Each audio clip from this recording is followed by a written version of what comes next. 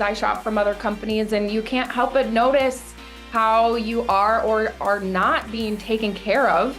And I would say that now more than ever, if we are not making those personal connections with these customers, we're not doing ourselves any favors. Welcome to Shift, an exclusive podcast by DSN. I'm your host, Blake Mallon, and this is where high-performing entrepreneurs and experts share their most powerful shifts in mindset, skill set, and strategy to help you accelerate your business and amplify your impact. I challenge you to be present, open your mind, and let the shift begin. Welcome back to Direct Selling Shift. I am super excited to introduce y'all to a remarkable guest today whose journey from corporate America to the pinnacle of direct sales is completely inspiring. She began her traditional career as a membership director at a prestigious country club in Kansas, served as the executive assistant to a chief marketing and communications officer of a prominent company out in DC, until an unexpected turn of events happened in 2020. We will dive into this, that propelled her into the spotlight of her direct selling business. Fast forward, she is now one of the top achievers and top performers in her respected company, both in terms of personal enrollment and personal sales. Excited to get the tips there. What she feels has helped her most, in her words, it's been the ability to be real, relatable, entertaining, and just completely herself at all times. I love how she says, apparently people like weird. Beyond her personal success, she finds true fulfillment in the transformation of her team, nurturing and celebrating the growth of others. In her own words, helping shy beginners become total bosses in their business. So excited to dive in. Please welcome to the show, Tamara Sweasy. Tamara, how are you doing today? Oh, I'm so great. Thank you so much for having me. This is such an honor. No, thank you for being here. This is the first time we get to connect face to face. I'm inspired by your story and excited to help put a spotlight on it across the channel. So thank you for the time. Thank you. That was fun to hear. I feel so special. Well, you are special. You're doing amazing things within your company and community, and excited to learn. You know, it's interesting. I was doing a little bit of reading on you. Did I read correctly that you grew up in a household where your mom was a consultant and from the channel? Is that accurate? Yeah, she was one of the OG in the direct sales world. So, yep, I very much grew up side by side, learning from her. We'd be at the grocery store and she would just start talking to strangers. We'd have strangers at our house. So, yeah, I grew up very familiar with it, interestingly enough. And believe it or not, I actually avoided it because of that. I was like, I'm going to forge my own path. And I did. I'm grateful I did. And then, social selling came into my world right when it needed it to. So it was meant to be.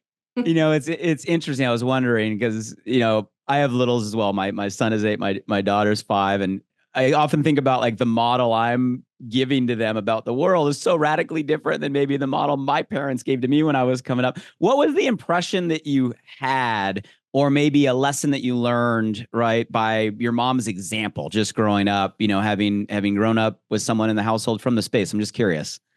Oh my gosh. I think the main thing is that she was just so kind to everybody and welcoming and accepting, and truly that she just wasn't afraid to talk to strangers. What do you know? That's really important in our world, right? It is, and it's funny. Obviously, pre-social media, when creating connections was literally down to talking to strangers.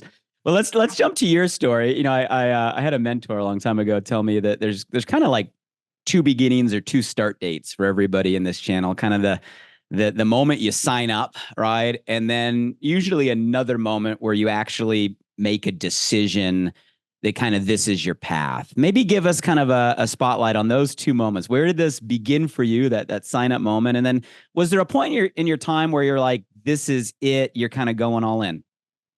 Yeah, that's absolutely what happened to myself. My mom back in the day actually got me into my company. I'm still lucky to work with her actually. And so she kind of actually, I don't want to say forced me into it, but she kind of forced me into it. And I was like, Uh-huh. okay, fine. At the time I was like, I'm doing this, so I don't need that. But of course, I quickly fell in love with the products and the company. And I enjoyed it. I really enjoyed it, but I was career hungry. And as you mentioned, grew pretty quickly in that world and I was enjoying it. So this was a side gig for me, but then of course the lovely 2020 COVID hit and I absolutely lost a really great job. I was in a big city that was very expensive. I couldn't afford it anymore. And I had to really look at myself and I thought, wow, I have a business opportunity literally at my fingertips, and I had to just commit and dive in. So it was, yeah, when you're jobless and homeless, I mean, obviously I found myself a home. I was just fine, but it really did. It made me lock in and dive in, explore what the possibilities were with it. And that's when my true journey began. Well, let's go deeper there, and I'm sure all of us can relate. Growing up, and my kids, I know for sure. Like if I want them to do something, they want to do the opposite. We tend to Yeah. kind of defy really what our parents want in different seasons of our life. So, what was the difference between kind of beginning, like you kind of put it, because it was something your mom kind of thought maybe you should do, versus that moment where you really made your own decision for yourself? What changed? What did that feel like? What made you make that decision for you that started to make the difference in your path? Well, at the beginning, I really loved it for honestly just the creative aspect of it all. I created my own social media page way back in the day and I just really used it for fun with friends and then when it came down to it, I just it was I think the fact that I really had to commit, I looked at the company, I thought, wow, I love this company. I love what they stand for. I love the people. I love the community. You can do this, and for me, it was really getting past what anybody may think about me, because I think that is what holds a lot of people back. But when you're in a position like I was, where truly you kind of had to make it work. You were Mm-hmm. kind of short on options during that year, and I thought, okay, I trust the company, I trust myself. Let's do this. Do you find that now that you're leading, obviously, a community, right? So you're seeing other people and their journeys and their stories. Have you seen that kind of back against the wall? Something happened, almost a necessity. Is that something that you see moves a lot of people and a lot of stories? Is that a common characteristic that you see kind of within your company or your community that makes people kind of go to the next level? I feel like everybody, like you said, has that second start to them. And I do feel like a lot of things in our lives, especially watching my teammates, when they become inspired and it's like, oh, yes, I knew that was in you, and they know it's in them too. It's just a matter of, when are they ready to commit? So yeah, I do think that our life events, directly affect our motivation, our ambition, our drive. What have you found in when you're in those seasons, whether it was that moment where you lost that job and you kind of needed to kind of look inward, right? And decided to make that leap. I'm sure you've been in this industry now for, what are we on, 6 years or so? Yeah, coming up on 7. Yeah. 6, 7 years. So, I mean, anybody that's been in any business, let alone a direct selling business that long, right? We go through peaks and valleys. There's seasons, there's challenging times. What have you found when you go through those more challenging seasons, strategies, tips, techniques that you use to kind of quote unquote stay motivated, right? Or push you through to the other side? Yeah, that's a great question. It's something I talk about with my team often because it happens. I mean, we'd be lying if we said it didn't. We all have our moments. And what I say and what I do for myself is I take it back to the basics. What made me so love this company to begin with? What made me love social selling to begin with? Just if you just go to your happy place and you focus on that for a while, all of a sudden everything just kind of changes and it just naturally goes into where you're supposed to be. Just find your happy place. I love it. What is your happy place? You kind of lit up when you were talking about, find the things you love, find your what are the things that you personally love about what you do and what we do as a channel? Well, I really do like the creative side, as I've mentioned. So just making a funny reel or going and connecting with my customers, putting those like big goals aside for a while and just really getting down to that, the tried and true communication, just why we're here. It's because of the people, it's because of the community. And for me, that's just getting social, honestly, instead of just putting pen to paper and grinding all the time. Sometimes you just gotta let loose and enjoy all that this world has given you, right? I can definitely relate. To the right of me here in my home office, I have kind of a bookshelf, and there's things I put there that kind of inspire me. But one of the words is create, and I have it sitting there. So I'm like, yeah, I get passionate about creating. I can tell you light up. I want to dive in maybe a little bit later into some of the things you are doing as a creator that are working in this space. Total side note, this is a random one, but I saw all your accolades, like your top at enrollment, top sales, like across the company. But I also noticed that you highlighted some recognition or standings by state, in the state that I think you're in, Wisconsin, right now. Yes. I just thought that was really fascinating. Is that something that you and your community do, where you kind of do recognition all the way down to a state by state level? Oh yeah, actually, I mean, I could talk about all the recognition that the company does. It truly is wonderful because it motivates people for different reasons, and everybody. I love a good carrot dangling in front of me, and if I have the opportunity to go chase something, I will. I am definitely driven by awards. I'm not ashamed to say that, because if they're putting out something for me, I know that it's only going to better my business. In fact, when I first started really working, I heard that I could earn an incentive trip. And I thought, well, that's not possible. That's a scam. And I thought, okay, well, if someone else is doing it, why can't I do it? So I watched almost every training I could possibly watch. And I put up sticky notes, the classic sticky notes on my wall, and I moved them over every time I achieved it.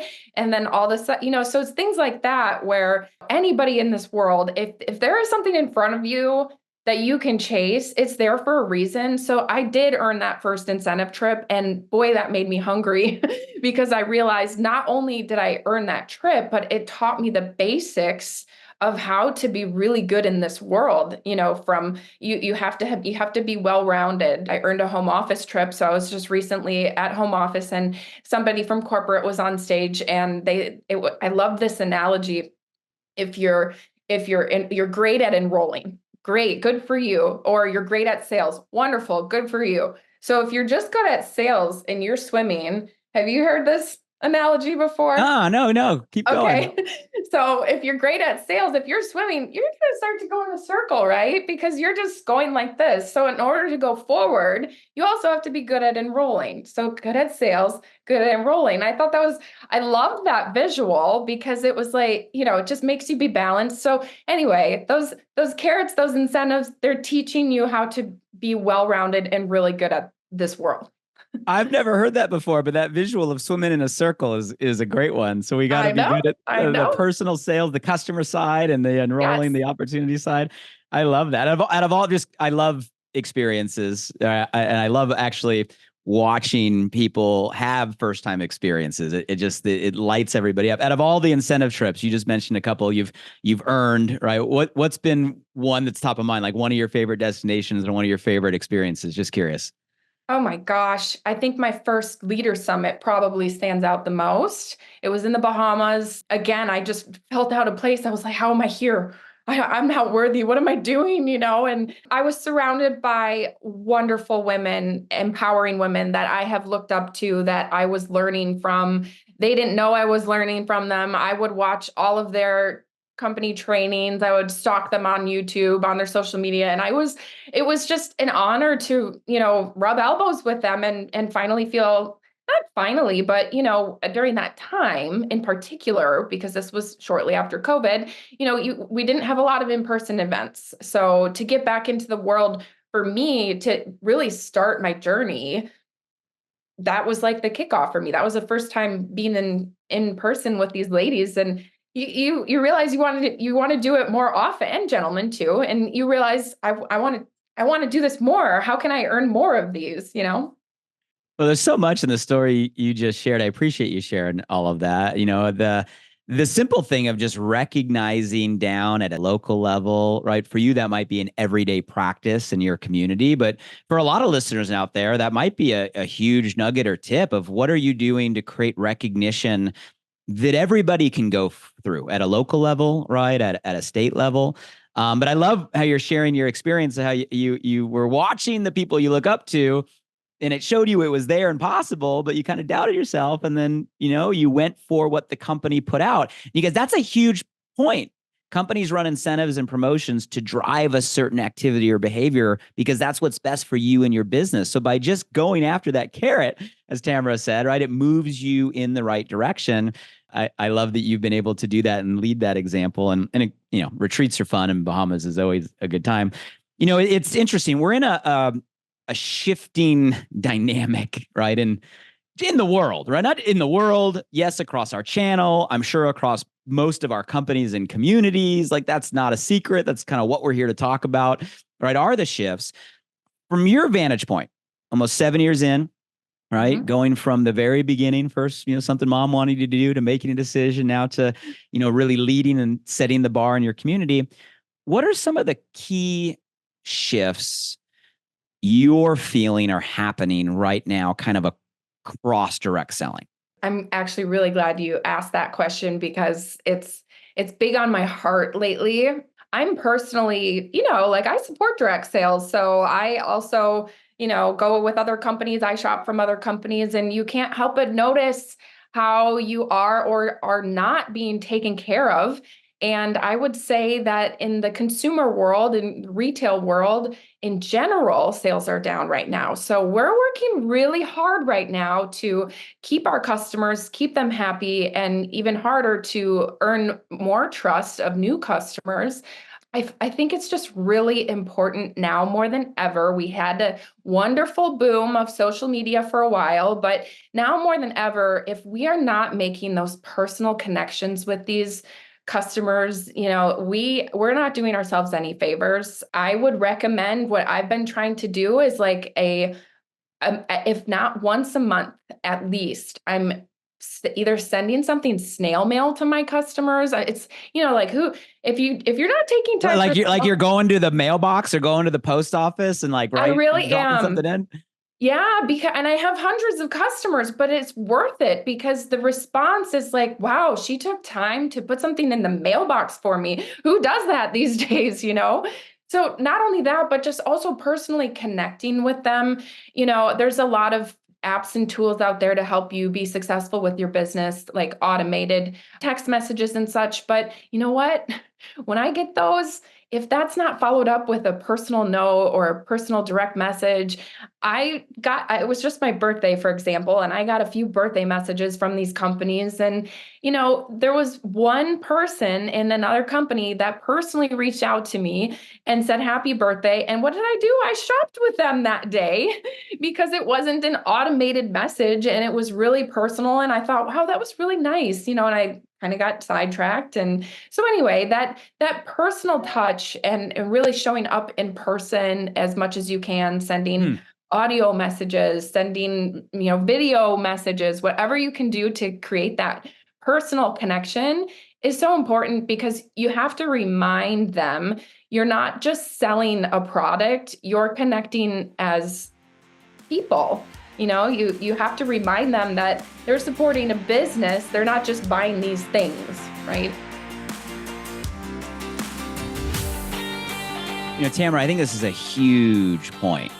As simple as it may sound, and I think it's a huge point. And I want to kind of peel back the layers on this. So what I'm hearing you say is that customer expectations have changed or shifted. In other words, what we as customers, right, want, need, expect in order to keep doing business with somebody, let alone start. Why do you think that's the case?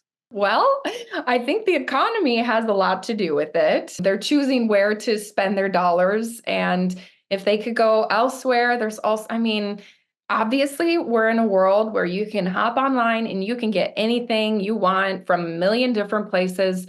So why are we so special? Why are our customers going to want to come to us instead of going elsewhere, right?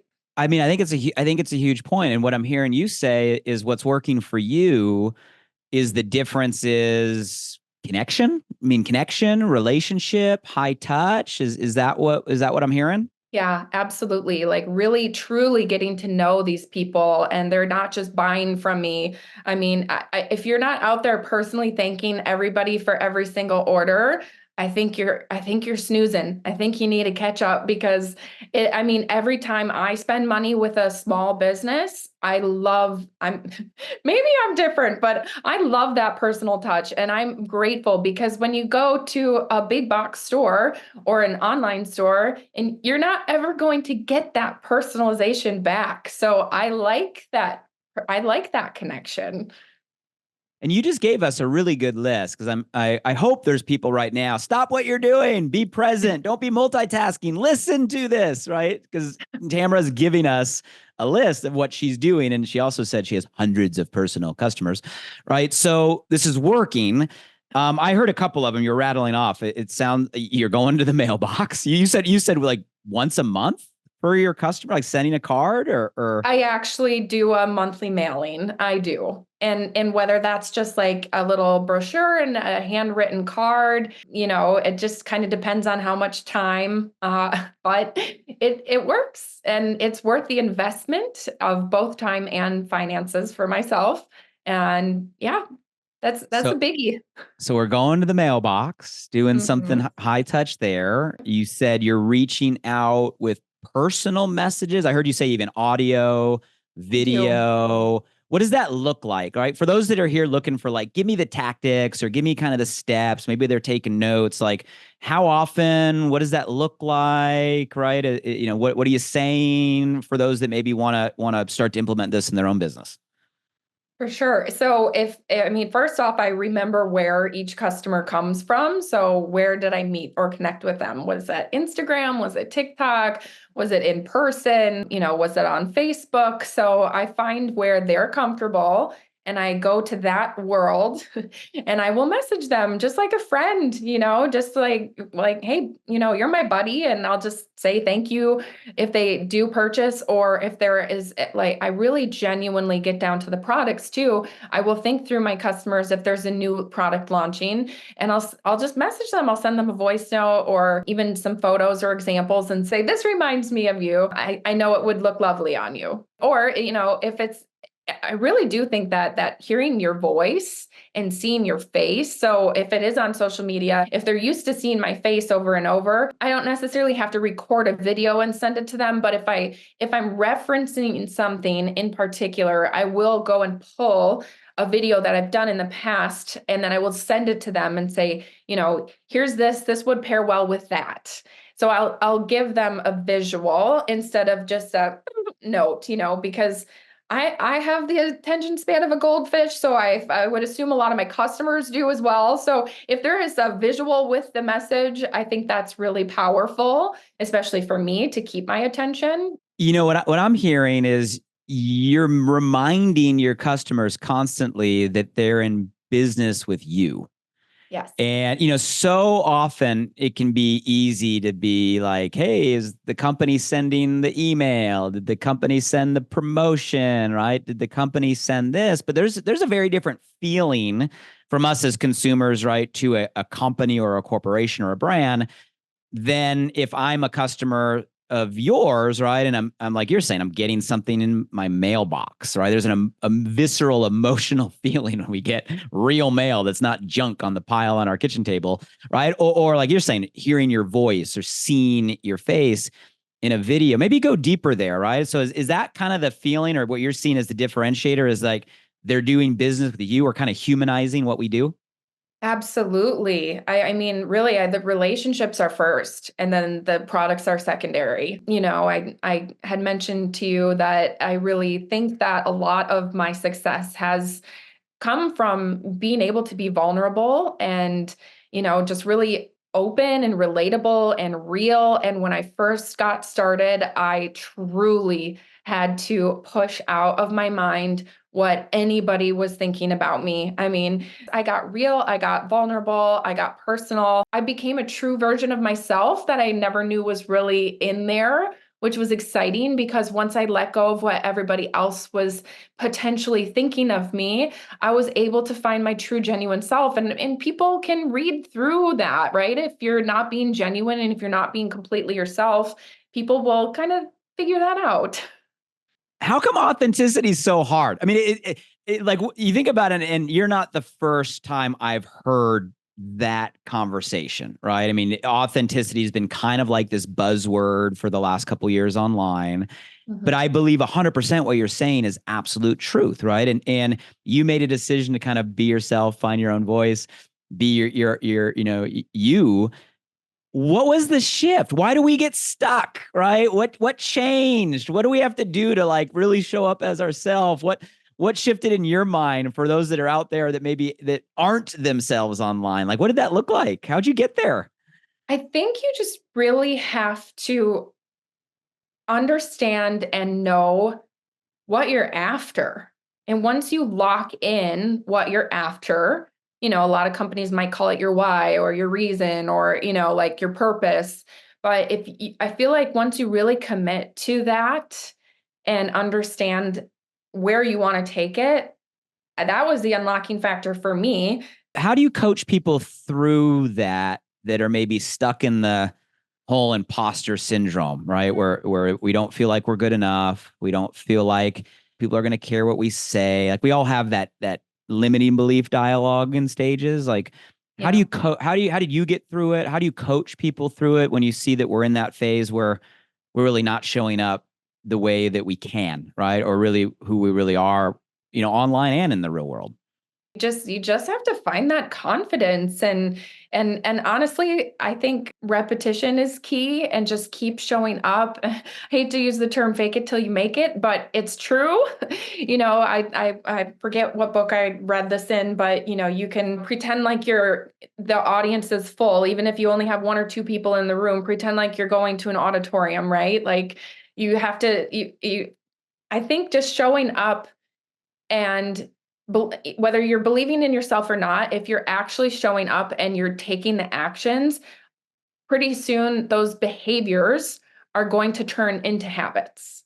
So you just have to take the time to trust yourself to get there.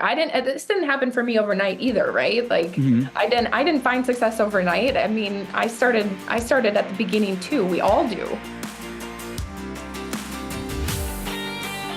Give me a story or a moment where you were in that transition, kind of finding your voice, taking off the filters, taking off the mask, testing all these different sides of you out there. Like, tell us a story that kind of reaffirmed that, going that direction was the right way for you. Oh my gosh. Well, first off, I have to say I was inspired by one of my sideline sisters, one of those ladies I looked up to that I had mentioned when I made it to Leader Summit.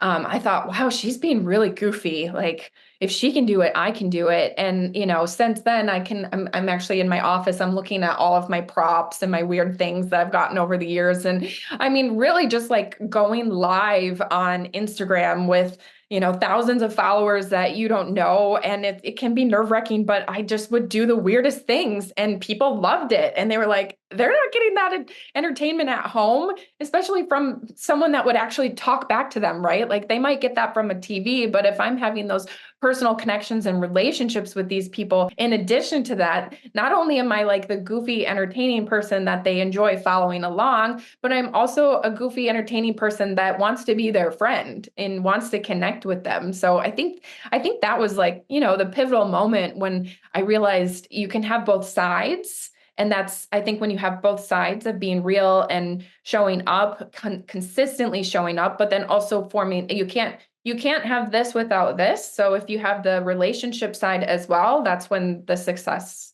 comes into play. I love it. And it's so true. And it's so funny that we even talk about this, right? Yeah. But we have to unlearn so much. Like we're constantly comparing ourselves to everybody we see who's getting more likes or getting more hearts. And, we're constantly, second guessing ourselves or having that self-doubt, right? Or that uncertainty. And we have all these lenses or all these filters or all these masks that cause us to try to be somebody else. And at the end of the day, what people really want is just you, right? And we have to unlearn all of this, remove all of this. And like you're saying, when you start to show up genuinely, authentically as you, as weird as it may be, it tends to get results. I love that you said that, because I do love to remind my team, or it's something I say all the time, is that this business truly is you versus you. Mm-hmm. And if you are comparing yourself to anybody else, stop it, because their journey is completely different than yours. And if you so say to the teammate that is trying to get out of their head, that wants to be more present, to show their face more, just look at what you did last week and see if you can do better than that, or what you did yesterday, or like where were you last year? And I think I'm proud to say a lot of my teammates would say, wow, I came really far from last year, Mm-hmm. so they have it in them. Baby steps, right? You versus you. I love that. You versus you. There's that famous quote. I think comparison is the thief of joy or thief of happiness, right? But it is hard. Like, it's okay to model people you look up to. It's okay to respect people around you, but don't idolize. Don't Be idolize. inspired by them. I love that. That's amazing. So, I so much insight so far. So I love the high touch personal relationship list that you gave us for the customers we do have. As simple as that is, I think that's incredibly impactful. You were talking about swimming with both arms, right? So we got the sales and the enrollment. And let's say for all listeners out there on the path we're all on, we make the step you just gave us. We're going to show up as us, right? Whatever weird, quirky, funny, silly, serious, inspirational version of us it is. And we start, putting that intention. There's also some strategies, right? Or the tactic side when it comes to this. And you're a master at at social media and the attraction. So let's maybe take that intention down to a layer of like, what does that look like literally? So like when we're creating content, your creator side, what's working for you? Like what strategies are you finding that are working online right now to grab attention, start conversations, go to business? What shifts are you seeing? Would love for you to take us there. I mean, right now, social media is difficult. There's different algorithms and things that, we're trying to fight, but really, if you are posting valuable content that is educational or entertaining, or, it really has purpose to it, that opens the door for conversation, and that opens the door for you to connect with anybody who engages with those posts in a personal message. Take it beyond just the singular post and bring it back to that you having that personal conversation with them. And that's what makes it so important. And I feel like that is by far where I guess get the best value and best return, because really posting content is just kind of grabbing people's attention. You are the one that builds the relationships. You are the one that ultimately makes the sale. It's the visuals are really fun, and they can definitely teach, and help to sell the products, of course. But at the end of the day, I will always go back to the fact that this is a business of me connecting with my consumer, and then the products are secondary. How much of the content you create is more consumer value proposition versus the opportunity side in terms of your social media content? I try to weave in the opportunity as often as I can, because you have to be reminding people all the time as well. So I've gotten away from that, actually. So I'm going to make myself a little note to get better at that again, because I used to be really great at it. But because I was so great at it, it taught me behaviors to get really excellent at talking about the opportunity in person. So on those direct conversations, those one-on-ones, I don't hesitate. I am offering the opportunity all the time, and I explain why. I give them value. So, making that content gave me the confidence to become comfortable with talking about the opportunity, which therefore was the best thing. It led to the habit. And so now I will coach my team. I'll say, I don't lead with the products. I lead with the opportunity. Anybody who orders from me, they're going to become my friend. And my main mission is to offer them the opportunity, because I'd be silly if I didn't, because this is, that's what this world is all about. It's giving people the opportunity to have exactly what I'm doing, if they want to get weird too. I love that. And like you said, there's you never know when someone's going through a season in their life, and you might not see the whole picture, and they might have their back against the wall or want something different. They might be looking for opportunity, needing opportunity right now, and you can be that invitation, right? You can be that open door.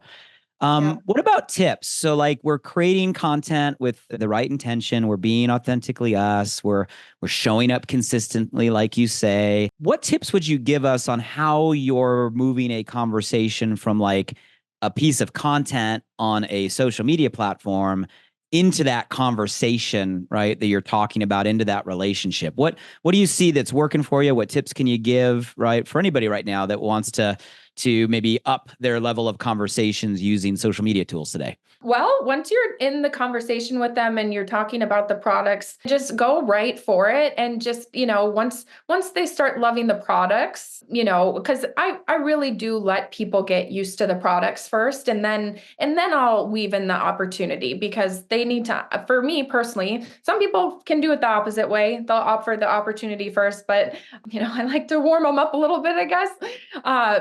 But what I do is I'm just really straightforward, and I just say, you're loving these. Have you considered doing this? And I give them reasons why. Or, you have to give examples. You have to give solid examples. You could make this or this. You could have this opportunity. Do you desire travel? Ask them questions, get to know them. And then based on becoming friends with them, truly connecting with them, you're able to understand what they would desire and why this business would be a great opportunity for them. And that comes with me just having the confidence to just go right for it and not beat around the bush. I'm very direct, and I think a lot of people appreciate that. And it did come from gaining the confidence to be that way. Where does that start? So let's say I'm on your TikTok or I'm on your Instagram. Are you starting conversations with everybody that likes a post, or everybody that comments, or just people that are reaching out in DM? Like, where does the conversation, even on the consumer side, where does that begin, right? Or where does that go from online right into an actual conversation? Is that in the comment Yeah. thread? Is that in the DM? Are you reaching out and doing a Zoom call? What's that bridge look like? So specifically on social media, if I get a new follower, say, I will message them and I'll just say, hey, thanks so much for following along. Are you familiar with these products or this company? Just really short and sweet. One thing that I was taught once that will forever stick in my head, I hope this is a helpful tip, because it really helped me, always end in a question, because I think that's super simple, but it as humans, we naturally feel like we have to respond, because otherwise it's rude. So if you end with a question when you're communicating with these strangers, might feel a little uncomfortable responding to you. It's in our it's just human nature to respond. So always end with a question. But yes, so if they're a new follower, if they like or comment, or if they have a question on something, I will always respond on the post. But I'll even say, I'm going to shoot you a message as well. So I'll respond there, and then I will go back over, because that one-on-one personal connection, if you're not connecting with them outside of the thread of that post, it's not going to be as meaningful unless it's directly one-on-one with them. Mm-hmm. No, it's great tips, right? Always ending in question, keeping conversation going. And I love how you have done a great job balancing starting online and using technology, but really what I keep hearing in your answers is getting to real connection, real conversation as quickly as possible. And that when they buy, it's not the end, that's the beginning, it sounds like, of that relationship with everything that you're doing for your customers. I think it's beautiful. Are there any other shifts you're seeing either across the industry, or maybe shifts in your approach today as a leader, right? 2024, post-pandemic, right? Everything that's happening in the world. Any other shifts either in the channel abroad or in your approach, in your strategy, that you're finding effective? So whatever you're doing that wasn't working before, don't be afraid to remold whatever was working. For example, if you are in a company that if you have like parties to boost your business, right, to gain new customers, reformat that party. Think of a different way to connect with these people. How were you doing that before? If it was on Facebook, will you take it to email? Will you take it to text messaging? Will you, just shift things like that? So, obviously we're talking a lot about shifts, right, in the world, in our channel. You've given us a lot of amazing insight and actual practical, tactical things to do, which I love. Let's kind of go big picture. Is it okay if we do kind of a rapid fire round real quick? Yeah, of course. Okay. So these are three questions. They're similar questions I've asked most the gets. And it really goes down to, I'm just fascinated about the concept of everything starts with a mind shift. Right? We have to shift our mind. You've mentioned habits a number of times in today's conversation. Like if we shift our mind, we start to do things different. Those become habits. Habits create results. So in my experience, it all really does begin kind of with the mindset. So my question for you on a professional level, through your 7-year journey so far in this channel, like what has been the most significant mind shift, right, that helped you from, the Tamara that began 7 years ago to the top producer, top performer today? Oh my goodness. I think the biggest mind shift was the mind shift of, this isn't about me. This is now about everybody else. And when you're first starting off, it is completely about you because you're the only one. And then all of a sudden you have to, you start to nurture all these relationships and you realize like, this is so much more than just myself. This has the opportunity. I have the opportunity to, make somebody else's life better, multiple people's lives better. So for me, I am competitive. If you haven't figured that out. So for me, shifting that focus from just like how high of sales or how many people can you enroll to like, how am I going to mentor my team? How am I going to help them find success? Or how can I help my customers better their world? No, it's beautiful. It's beautiful. Okay. I think everybody can resonate. And there's nothing wrong if you're just getting started in your career right now and it's like you got an immediate need, an immediate goal, right? If you're in that season like we've talked about earlier, it's okay that you have that. Like there's nothing wrong with that. And that can move you and drive you to accomplish that. But then you transcend that and it does really become about the value we can bring to others on a consumer level, on an entrepreneurial level. And, that is an exciting place to be for sure. What about on the personal side? So same question, right? Is there any sort of mind shift or shift just in your personal life in general that has had a massive impact or significant impact on your journey so far? Yeah, actually, I really got into cycling this last year, and which was great because it really made me focus on my personal health.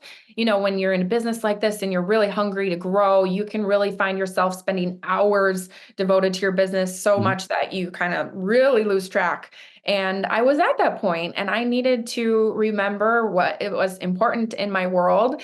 And, just adding something as simple as personal exercise, like I crave that now. And I find that the discipline that has taught me, I'm constantly bringing that into my own business, which is great. I'm sure people are getting sick of bicycle analogies, but it drives me. So like indoor cycle house type stuff or like I on do on a both. bike, Yeah, like climbing the roads, which one or both? both, but the coaches come with the Peloton, so the indoor cycling, I love the coaches. I crave them and I will recycle their content into my own business. And, but that's so neat, right? Because in this industry, you can go to this podcast for inspiration from other companies, which I absolutely love because all of our businesses have internal coaching and videos and things that we can watch. But then you could do a podcast or you can go find a personal coach or you can learn so many places, or you could dive into books. You mentioned something there, which I appreciate. This is a pretty unique environment where through DSN and what Direct Selling News has done and represents, we're able to create kind of a cool, unique, trusted space here. And we've had an awesome amount of support from leaders like yourself from all kinds of different companies, brands, channels, categories. And it really is cool to be able to get perspective from the top performers across the channel on everything we're all facing, going through, how we're overcoming. So anyway, I appreciate you spotlighting that and for being here. And on that note, I guess kind of a visionary question on the channel. So last kind of quick shift. Last time I checked, there was around like 115 million column distributors, consultants, independent sales representatives, affiliates, whatever term we all use, right, in our nomenclature, but that are focused in this style of business. And that's powerful. Like I don't know. I can't think of another like channel that has that type of boots on the ground, grassroots, like power. So I often wonder, like, what if everybody were to get aligned in a similar direction? So my question for you is, like, if you could snap your fingers right now and give every single individual in this amazing category one shift, is like Inception, boom, it was instantly theirs. What shift would you give everybody? Oh man, I think I would just say that you are worthy and your hard work will pay off and it's worth it. Yeah, I think that I would just give them faith and belief in themselves, because I think that a lot of people really struggle with that. And they think, when you just said that huge number, things like that can be overwhelming and can get in your head. And at the end of the day, you're doing this for you. Of course, it all leads to other people, but you are worthy, you are capable, and you are deserving. It's so beautifully put. Well, I appreciate you. And for all of you that are hanging with us, thank you for being here. Thank you for being present. And we want to send our love to all of you because you're doing what it takes. You're showing up. You're doing the work. You're getting insights from amazing leaders like Tamara today that you can apply to your business. And our challenge for you is, don't just listen, right, and then forget it tomorrow. Grab a couple of the things Tamara gave us and immediately implement them in your business, in your life. It will generate results. You can share this show. We are here dedicating time to make an impact, and you can help extend that impact by sharing the conversation. We're on all the places. Go ahead and share it on Apple, share it on Spotify. We're on YouTube. Tamara was very visual today. She was giving some great examples. So check out the video on YouTube, or if you want just the simple place, directsellingshift.com. You can share the page. All the things are there. By the way, did you notice that we got our social channels up and running, Direct Selling Shift, on all the places. So you'll find some clips from today's episode that you can share to your TikTok or your story, your Instagram. Check all of that out. And if today's conversation inspired somebody else to come into your mind that you think would be a great guest, you can nominate potential guests on that same website, directsellingshift.com. And Tamara, thank you so much for your time, your energy. You are a light. Thank you for doing what you're doing to be a great example for our channel and taking time away from your family, your team, your community today to share and pour into us. It's been a blast. So thank you. Blake, thank you so much. I had so much fun, and I'm going to go share this channel with everybody. Thank you so much. Until next time, everybody.